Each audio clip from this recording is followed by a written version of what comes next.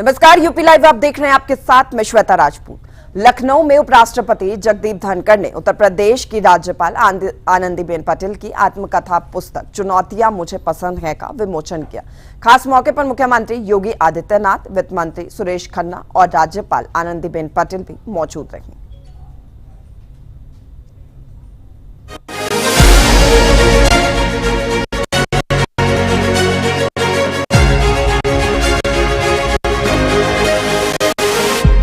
लखनऊ के doctor APJ Abdul Kalam तकनीकी विश्वविद्यालय में एक भव्य समारोह में उपराष्ट्रपति जगदीप धनखड़ ने उत्तर प्रदेश की राज्यपाल आनंदीबेन पटेल की आत्मकथात्मक पुस्तक चुनौतियां मुझे पसंद है का विमोचन किया। इस दौरान मुख्यमंत्री योगी आदित्यनाथ, वित्त मंत्री सुरेश खन्ना, उप मुख्यमंत्री ब्रजेश पाठक समेत कई दिग्गज मौजूद। पुस्तक में आनंदीबेन पटेल के जीवन की चुनौतियों, उनकी उपलब्धियों और प्रेरणादायी यात्रा का जिक्र है, जो गुजरात की पहली महिला मुख्यमंत्री और यूपी की राज्यपाल के रूप में उनके योगदान को दर्शाती है। इस दौरान मुख्यमंत्री ने कहा कि हम सभी के सामने अक्सर चुनौतियां आती हैं। अगर चुनौती नहीं है तो जीवन का सार भी नष्ट हो जाता है। अगर चुनौती है तो ये स्पष्ट होता है कि जीवन में अवसर सभी को मिलते हैं, कुछ बिखर जाते हैं और कुछ निखर जाते हैं। चुनौतियां मुझे पसंद हैं इस ग्रंथ के रूप में हम सबके सामने आज प्रस्तुत हुआ है, जिसका एक लघु वृत्त चित्र के रूप में हम सब ने अभी यहां पर देखा है। स्वाभाविक रूप से यह हम सबके सामने यह एक चुनौती अक्सर आती है और मुझे लगता है कि चुनौती नहीं है तो फिर जीवन का सार भी बेकार हो जाता है।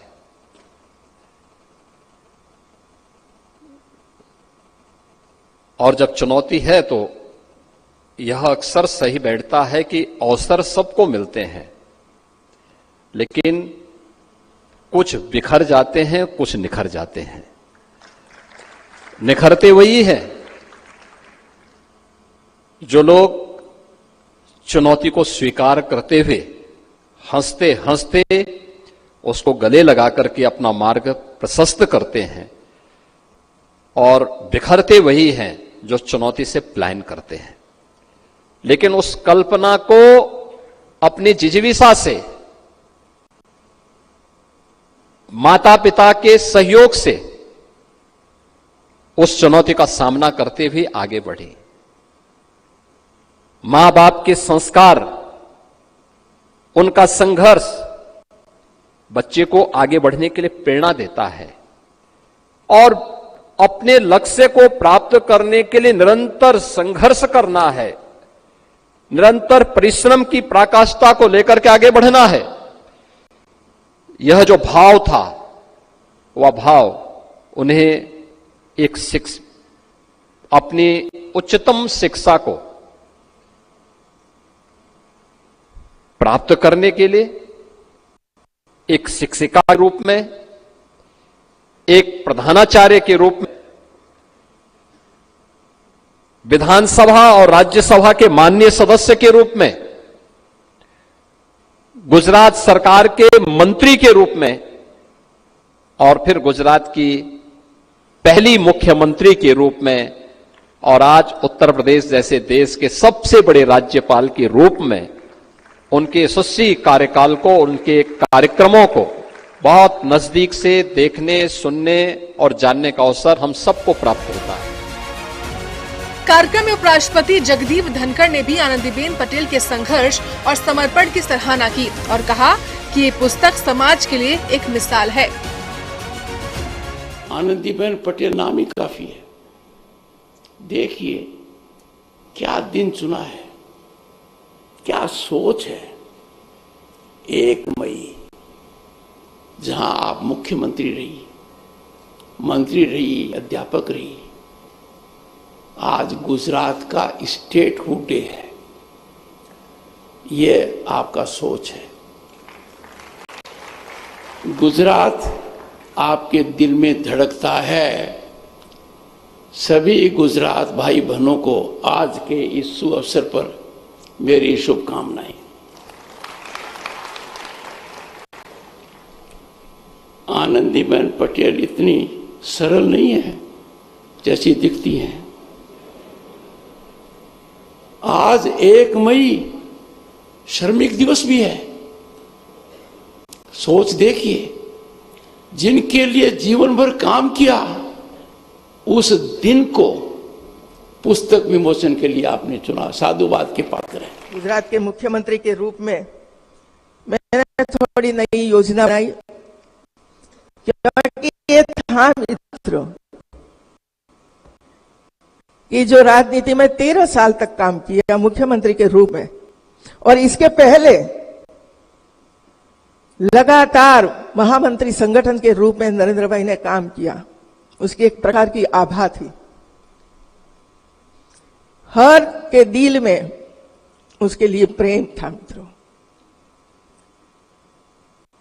और इसके बाद मुख्यमंत्री बनना बहुत कठिन होता है। कैसे करोगे, पहला प्रश्न हमारे सामने हमारे पत्रकार बंधु देते हैं। लेकिन अवसर मिला, हम लोगों ने निभाया। मां वात्सल्य योजना, युवा स्वावलंबन योजना, फूलों में शौच अभी करते हैं हम। मोदी जी के वहां जाने के बाद शौच क्रिया, टॉयलेट वगैरह बना रहे, हम लोगों ने 2001 से लेकर शुरू कर दिया था और 3 साल में पूरा कर दिया था। लखनऊ में चुनौतियां मुझे पसंद है के विमोचन में आनंदीबेन पटेल के प्रेरणादायी जीवन को एक बार फिर सामने ला दिया। उपराष्ट्रपति धनखड़, सीएम योगी और अन्य नेताओं की मौजूदगी ने इस समारोह को ऐतिहासिक बना दिया। सीएम योगी का बयान, चुनौतियां जीवन को निखारती हैं, हर उस व्यक्ति के लिए प्रेरणा है जो मुश्किलों से जूझ रहा है। ये पुस्तक न सिर्फ आनंदीबेन की कहानी है, बल्कि हर उस शख्स की उम्मीद है जो चुनौतियों को अवसर में बदलना चाहता है। ब्यूरो रिपोर्ट, सूर्या समाचार।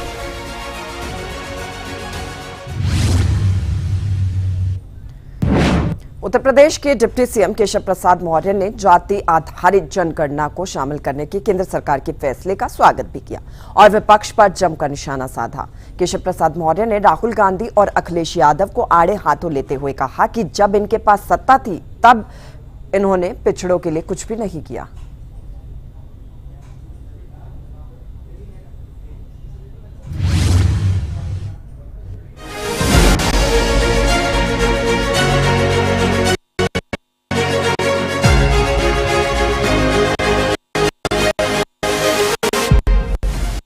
सरकार ने राष्ट्रीय जनगणना जाति को शामिल करने का ऐतिहासिक फैसला लिया। इस फैसले का यूपी के उप मुख्यमंत्री केशव प्रसाद मौर्य ने जोरदार स्वागत किया।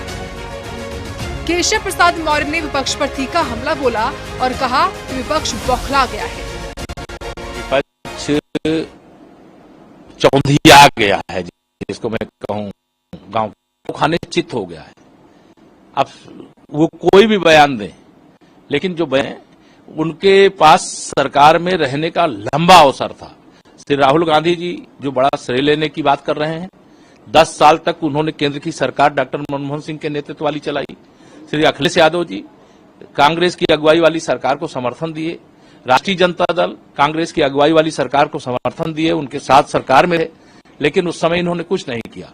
अगर पिछड़ों की भलाई के लिए किसी ने काम किया है तो प्रधानमंत्री श्री नरेंद्र मोदी जी ने किया है। एक नहीं अनेक काम किया है। पूरा उनका कार्यकाल गरीबों की भलाई से, पिछड़ों की भलाई से, दलितों की भलाई से, आदिवासियों की भलाई से, महिलाओं के सशक्तिकरण सबसे भरा पड़ा है। जिनको जरूरत है उनको अवसर देना। और यह एक ऐसी मिसाइल छूटी है जिसमें कांग्रेस, सपा, रजत जैसे दलों का भविष्य अंधकारमय हो गया। अब क्या कहते हैं कि जब उनको लग रहा है अब कुछ उनके पास नहीं बचा है तो कुछ ना कुछ बोलना है, तो कुछ ना कुछ बोल रहे हैं। लेकिन माननीय प्रधानमंत्री श्री नरेंद्र मोदी जी के ऊपर देश को भरोसा है। कांग्रेस, समाजवादी पार्टी, राष्ट्रीय जनता दल जैसे दल और इनके नेता एक पिछड़े वर्ग के लिए धोखा है, धोखा है, धोखा है। अगर सही में अगर कोई भलाई कर रहा है तो माननीय प्रधानमंत्री श्री नरेंद्र मोदी। देखिए, माननीय प्रधानमंत्री जी के नेतृत्व में जब से सरकार बनी है, जिसे विपक्ष असंभव कहता था उसे संभव करके दिखाया जी। कोई भी ऐसा काम नहीं है जो करना चाहते थे माननीय प्रधानमंत्री श्री नरेंद्र मोदी जी, वो कोई बाकी रह गया हो। अभी तो हमारी तीसरे कार्यकाल के पहले साल की शुरुआत है और पहले साल में वह संशोधन बिल आ गया। जाति जनगणना का भी समस्या जो पिछड़ा वर्ग महसूस कर रहा था, उस दर्द को महसूस किया प्रधानमंत्री जी ने, उसको आगे बढ़ाने का काम किया। हम हृदय से अभिनंदन करते हैं। राष्ट्रीय जनगणना में जाति गणना को शामिल करने का केंद्र सरकार का फैसला यूपी की सियासत में नया रंग ला रहा है। उप मुख्यमंत्री केशव मौर्य के बयान ने विपक्ष को बैकफुट पर ला दिया है, लेकिन राहुल गांधी और अखिलेश यादव इसे अपनी जीत बताने में जुटे हुए हैं। ये फैसला सामाजिक न्याय का नया अध्याय लिखेगा या सियासी शतरंज हिस्सा बनेगा, ये आने वाला समय बताएगा। फिलहाल यूपी में इस मुद्दे पर नेताओं की बयानबाजी और जनता की नजरें केंद्र की अगली रणनीति पर टिकी हैं। ब्यूरो रिपोर्ट, सूर्या समाचार।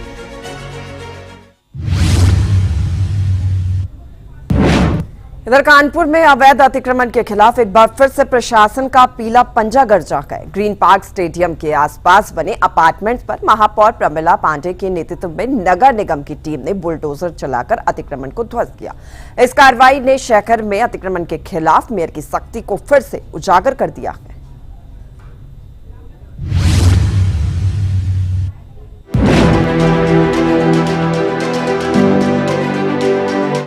कानपुर के ग्रीन पार्क स्टेडियम के आसपास नगर निगम की टीम ने महापौर प्रमिला पांडे के नेतृत्व में अवैध अतिक्रमण के खिलाफ बड़ी कार्रवाई की है।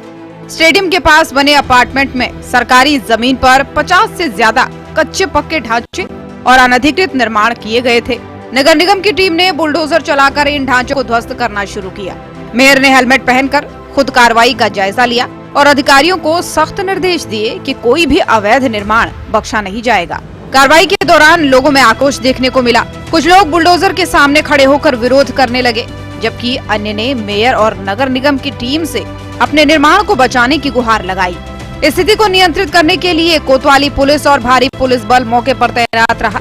वहीं पुलिस ने विरोध करने वालों को खदेड़ा और कुछ मामलों में हल्का बल। मेयर प्रमिला पांडे ने कहा कि ग्रीन पार्क स्टेडियम कानपुर की शान है। शहर की सुंदरता प्रभावित होती है, बल्कि सुरक्षा को भी खतरा है। ये हम अपने अभियान में सिर्फ नाली के ऊपर का कब्जा और फुटपाथ खाली करा रहे हैं, वही आज भी हो रहा है। नाली फुटपाथ कितने पत्ते तोड़े गए अभी वहाँ से लगा है, मैं अभी आई हूँ, तो हमारे ख्याल से यहाँ वहाँ तक 50-60 तो टूटी है। कब तक अभियान चलेगा ये आपका? अभियान निरंतर चलेगा, नाले के ऊपर चाहे महीना लग जाए, 4 महीना लग जाए। कानपुर में मेयर प्रमिला पांडे की अगुवाई में अतिक्रमण के खिलाफ ये कोई नई कार्रवाई नहीं है। हाल ही में परेड चौराहे से लालेली तक और सीसामऊ नाले के पास भी बुलडोजर कार्रवाई हो चुकी है। सीसामऊ में एक बच्चे की नाले में गिरकर मौत के बाद से मेयर ने नालों पर बने 500 से ज्यादा अवैध निर्माणों को ढहाया था, जहां सपा विधायक नसीम सोलंकी ने 7 दिन की मोहलत मांगी थी। ग्रीन पार्क के पास की ये कार्रवाई शहर के सौंदर्यीकरण और यातायात व्यवस्था को सुधारने की दिशा में एक और कदम है।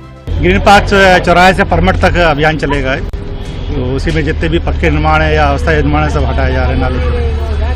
तो कहाँ अभी अभियान शुरुआत हो गई है? कहाँ के तोड़ा? ग्रीन पार्क चौराहे से जितने भी निर्माण हमें अवैध मिल रहे हैं सब ध्वस्त किए जा रहे हैं। फिर नाले के ऊपर बनाएगा? नाली के ऊपर जितने भी है और बाकी जनरल भी जो अतिक्रमण किए हुए हैं सब हटाए जा रहे हैं। कानपुर के ग्रीन पार्क स्टेडियम के आसपास अवैध अतिक्रमण पर मेयर प्रमिला पांडे का बुलडोजर एक बार फिर से गरजा। ये कार्रवाई शहर को अतिक्रमण मुक्त करने की दिशा में एक बड़ा कदम है। मेयर की सख्ती ने कानपुर में अतिक्रमण के खिलाफ जंग को और तेज कर दिया है। अब सबकी नजरें इस बात पर हैं कि शहर का सौंदर्यीकरण कैसे नई ऊंचाइयों को छुएगा। ब्यूरो रिपोर्ट, सूर्या समाचार। और चलिए आगे बढ़ेंगे। श्री राम जन्मभूमि मंदिर की पहली मंजिल पर राम दरबार के निर्माण के साथ ही पहला सोने का दरवाजा लगाया जा रहा है। श्री राम जन्मभूमि तीर्थ क्षेत्र ट्रस्ट के महासचिव चंपत राय ने बताया कि मंदिर का निर्माण तेजी से पूरा भी हो रहा है और 7 मंडपों का काम जल्द खत्म होगा।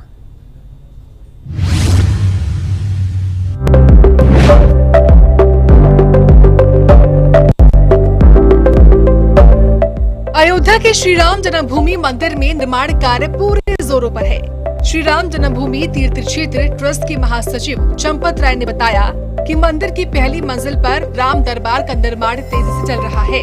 और इसका पहला सोने का दरवाजा लगाया जा रहा है। ये दरवाजा 12 फीट ऊंचा और 8 फीट चौड़ा है, जिस पर 100 किलो सोने की परत चढ़ाई गई है। दरवाजे पर 2 हाथियों की स्वागत मुद्रा, ऊपरी हिस्से में महल जैसी आकृति और नीचे 4 वर्गों में खूबसूरत नक्काशी की गई है। अगले 3 दिनों में 13 और सोने के दरवाजे लगाए जाएंगे। कुल 46 दरवाजों में से 42 पर सोने की परत होगी। राम मंदिर का शिखर पूरा हो चुका है और 42 फीट ऊंचा धर्म ध्वज दंड स्थापित किया गया है। पहली मंजिल पर राम दरबार की मूर्तियां 20 मार्च को जयपुर से अयोध्या पहुंच चुकी हैं, जिनकी स्थापना 23 मई को होगी। मंदिर परिसर में 7 मंडप, नृत्य, रंग, सभा, प्रार्थना, कीर्तन और अन्य का निर्माण अप्रैल के अंत तक पूरा हो गया था। उत्तर पूर्व में शिव मंदिर और दक्षिण पश्चिम में सूर्य भगवान मंदिर पर कलश स्थापित किए गए हैं।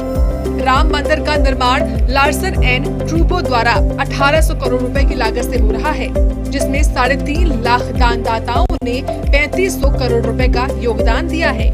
मंदिर के गर्भगृह में 22 जनवरी 2024 को प्रधानमंत्री ने प्राण प्रतिष्ठा की थी और अब पहली मंजिल पर राम दरबार का निर्माण इसे और भव्य बना रहा है।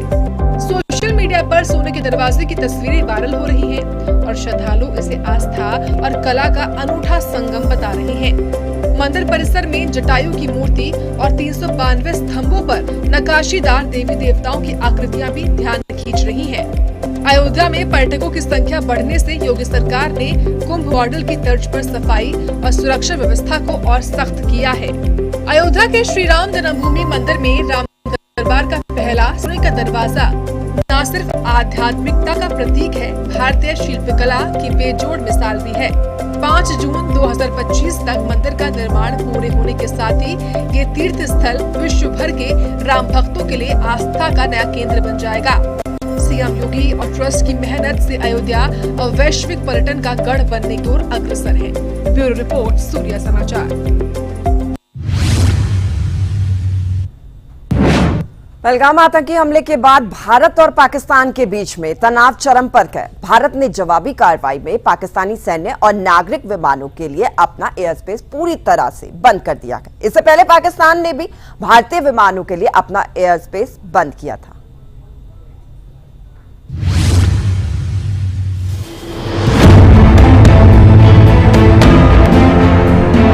जम्मू कश्मीर के पहलगाम में 22 अप्रैल को हुए आतंकी हमले ने भारत पाकिस्तान संबंधों को नई गहराई तक पहुंचा दिया। आतंकियों ने कई पर्यटकों को गोली मारकर हत्या कर दी। जवाब में भारत ने बुधवार को नोटिस जारी कर पाकिस्तानी सैन्य और नागरिक विमानों के लिए अपना एयर स्पेस बंद कर दिया। इससे पहले 24 अप्रैल को पाकिस्तान ने भारतीय विमानों के लिए अपना हवाई क्षेत्र बंद कर दिया था, जिसके बाद दोनों देशों की उड़ानें लंबे रास्तों जैसे चीन और श्रीलंका के जरिए संचालित हो रही हैं। अमेरिकी विदेश मंत्री मार्को रूबियो ने विदेश मंत्री एस जयशंकर और पाकिस्तानी पीएम शहबाज शरीफ से अलग अलग बात की। रूबियो ने पहलगाम हमले की निंदा की और भारत के साथ आतंकवाद के खिलाफ सहयोग की प्रतिबद्धता दोहराई। पाकिस्तान से हमले की जांच में सहयोग करने और दोनों देशों से तनाव कम करने की अपील की। Pakistani registered and operated aeroplanes over Indian airspace. What are the implications? The implications are that this has been happening in the past whenever the relations between the two countries have gone bad, and it's a global phenomenon. The flights originating from Islamabad to Kuala Lumpur of Pakistan International Airlines, which generally takes about 5 hours 30 minutes, will now take 8 hours 30 minutes. In simple language, this is the implication. Any aircraft originating from Pakistan which has to go to say Bangladesh or Sri Lanka will have to take a longer route over the sea. This is the implication. Now this will lead to increased flying time, increased operating cost, increased tickets. It will lead to increased turnaround time, shortage of air crew. The same aeroplane will have to be rotated back, which will be further delayed. So this will lead to less utilization of these aeroplanes. These are certain tactical factors that will come into play, which will have a dent on the operating cost of PIA. Towards Indian airspace closure, which the Pakistanis did a few days ago, is that our flights operating from North India, international flights, especially from Delhi, gets affected because we have to go till Gujarat, thereafter follow the westbound route over Arabian Sea into UAE and then further on. But the flights operating south of Gujarat, international flights, that is from Mumbai, Ahmedabad, के और उनके जो नागरिक हैं हिंदुस्तान में, उनको बोला हिंदुस्तान से जाने के लिए अटारी को हम लोगों ने बंद किया। उनके जो मिलिट्री अटैचेज हैं उनको कहा गया कि भारत छोड़ दें, वो पर्सोना नॉन ग्राटा हो गए। उनके जो 30 आदमियों से ज़्यादा वो अपने हाई कमीशन में नहीं रखेंगे। इसके तुरंत बाद पाकिस्तान ने भी भारत के ऊपर जो कहा कि हम ये सिमला समझौते को नहीं मानते हैं, हम एयर स्पेस बंद करते हैं। तो ये जो उन्होंने कहा है उसको देखते हुए भारत ने भी अब निर्णय लिया है कि अपना जो एयर स्पेस है वो भी हम पाकिस्तानी हवाई जहाज़ों के लिए बंद कर देंगे। देखिए, अब पाकिस्तान के प्रधानमंत्री ने ज़रूर अमेरिका के विदेश मंत्री से बात की है, उनको बताया है। उन्होंने भी उनको कहा है कि आप संपर्क स्थापित कीजिएगा। आप इस तरह की जो है, जब तक आप संपर्क स्थापित नहीं करेंगे, आप इस तरह की कार्रवाइयां बंद नहीं करेंगे तो तनाव जो है वो पूरे विश्व में फैलेगा। तो बहुत ज़रूरी है।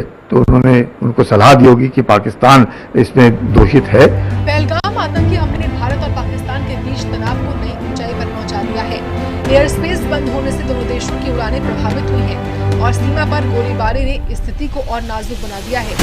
अमेरिका की तनाव कम करने की अपील के बावजूद भारत आतंकवाद के खिलाफ सख्त रुख पर अड़ा है। प्रधानमंत्री मोदी और सेना को मिली झूठ से साफ है कि भारत जवाबी कार्रवाई के लिए तैयार है। अब सवाल ये है कि क्या ये तनाव युद्ध की ओर जाएगा या कूटनीति से समाधान निकलेगा। ब्यूरो रिपोर्ट, सूर्य समाचार।